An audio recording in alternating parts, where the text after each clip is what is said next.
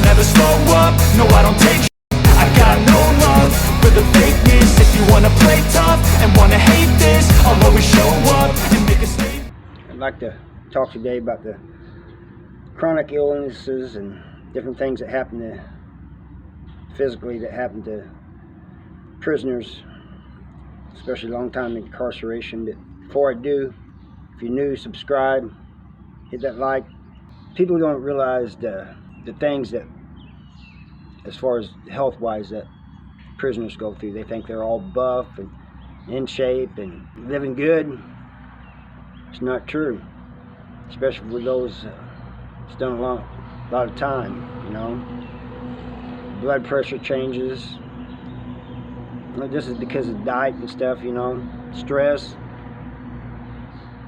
They have heart problems, all kinds of things. I'm going to try to show some stats throughout this video, or maybe at the end of it, so you guys can see. But all you really have to do is Google. But the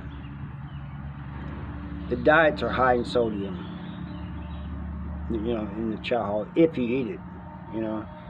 Commissary, high in sodium, sugars. And then when you get out, start taking in less sodium, it affects you, you know. Sometimes it affects you before you get out of prison. I end up with, you know, there's a lot of stress related problems too. I end up with IBS, which I was told that was stress related. And when they took me to St. John's Hospital in St. Louis, they diagnosed me with IBS and told me that it was because of stress, and they asked me why I was stressed. I don't know. Could be the fact that I'm in prison. Who knows? Stupid question if you ask me. But there's others that don't get IBS, but they may have other problems. Some people don't have any problems that they know of. Doesn't mean that they don't.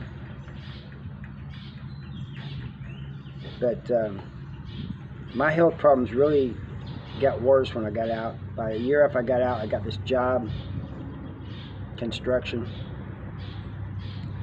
and fixing people's houses and stuff.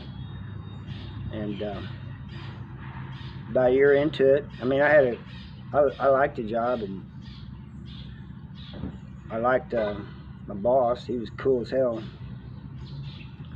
But by a year into it, he started noticing that I was forgetting things, and he talked to me about it. I said, I don't know, you know, I feel all right. Then I started having this feeling of like butterflies in the stomach, but it was in the chest instead of the stomach. And then one day, my blood pressure dropped like a rock, and I stopped breathing. It took me to the emergency room. And this happened a few times. And I was diagnosed with this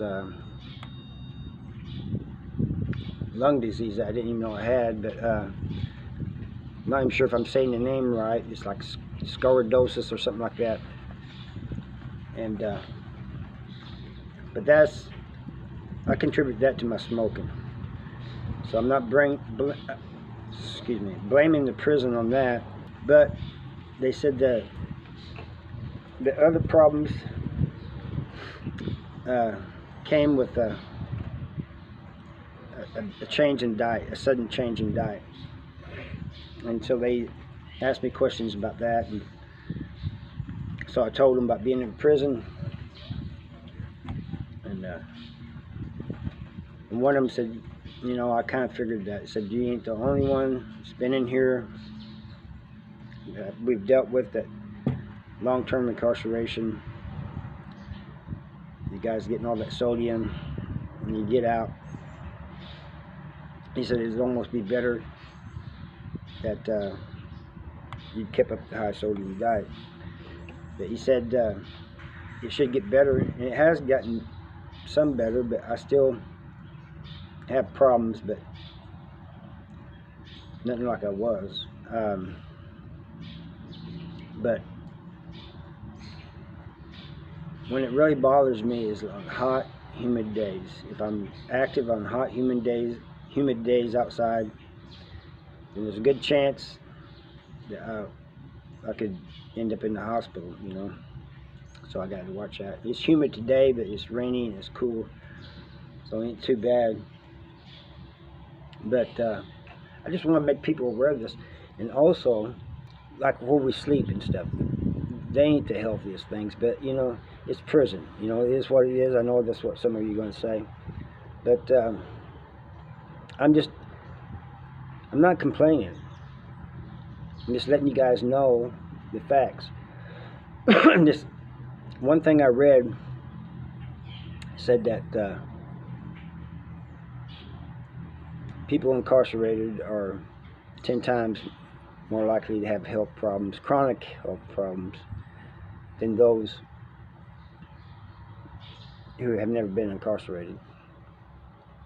And they said sometimes it doesn't have to be long-term incarceration. It could be, you know, 5 years or so. But I'm going to send some stat. And then there's the stress, you know, the stress of just every day dealing with everything, you know. And then one thing I read is that people losing loved ones while they're incarcerated has a big effect on them. And I never even thought about that. You know, not only mentally but physically, it affects them. And that's one thing I'd never even thought about, you know. And when they broke it down and explained it, I was thinking, wow, you know, somebody losing somebody is, no matter where they're at, it's bad. You know, whether they're in prison or not in prison, it's bad. But it's really bad for those incarcerated because maybe they haven't seen them in a while before they died, or he wasn't with them when they died, or they didn't get to go to the funeral, or whatever, you know. And then that's just covering the physical and maybe a little bit of mental aspect. But let's talk about the mental aspect. You got people coming out with PTSD, you know, trying to readjust, and they're having all kinds of problems readjusting and having PTSD, and some people don't. Some people can't deal with being in prison at all, you know, and they just mentally can't take it, and they end up in these special units, housing units, where they're given meds and stuff all the time. And they can't, you know, basically, some of them snap and just go crazy and maybe jump the guards or start stabbing inmates, or maybe just acting erratic. But some of them just, you know, like you see people sometimes in the hole. It's been there a long time. They put me in the cell with this one guy. He'd been in the hole for a long time, and he would just rock back and forth, cross his arms like this and rock. And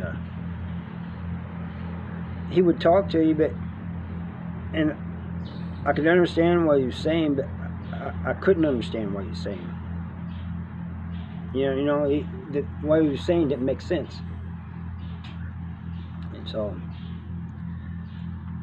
that's about all I have for you today. And like I said, I'm going to try to put some stats in here so that you guys can see. But really, all you have to do is look it up.